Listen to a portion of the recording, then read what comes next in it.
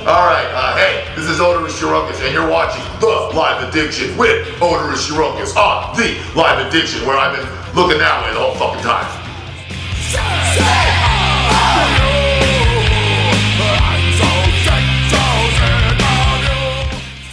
Alright, you're watching The Live Addiction with Steve O. I'm joined today by none other than Oderus Urungus of GWAR, who is currently on tour in support of their new album, Battle Maximus.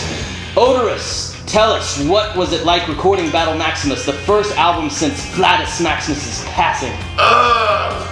Fucked up. You know, I was fucked. He was called back to the stars. Vladis, he was the guy who kind of led us back into the world of metal.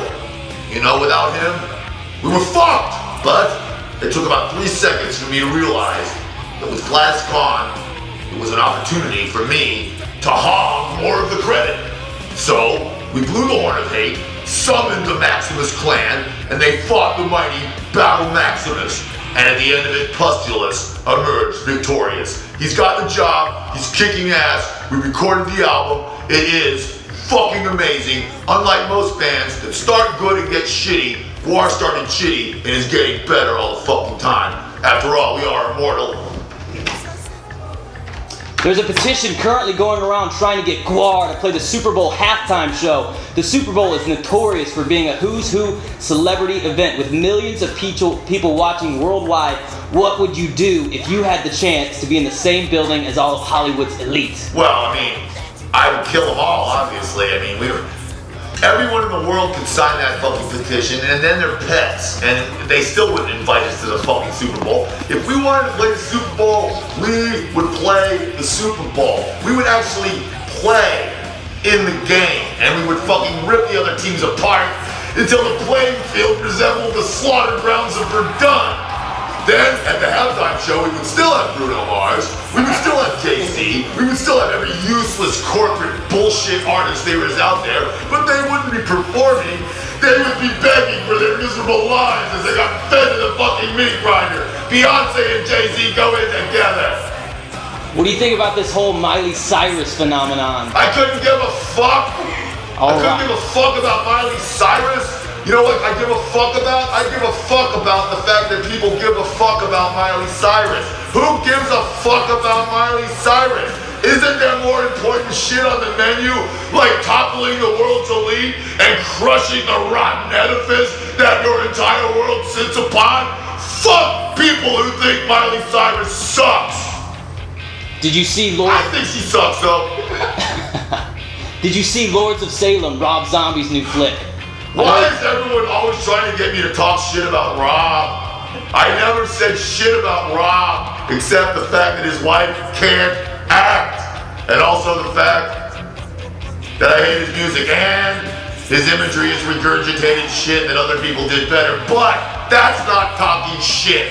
That's me having a fucking opinion. And in my opinion, it sucks. And I'm getting ready to go on tour in Australia with him, so it's gonna get even worse. What are your favorite 3 non-pornographic films? Okay, let me think.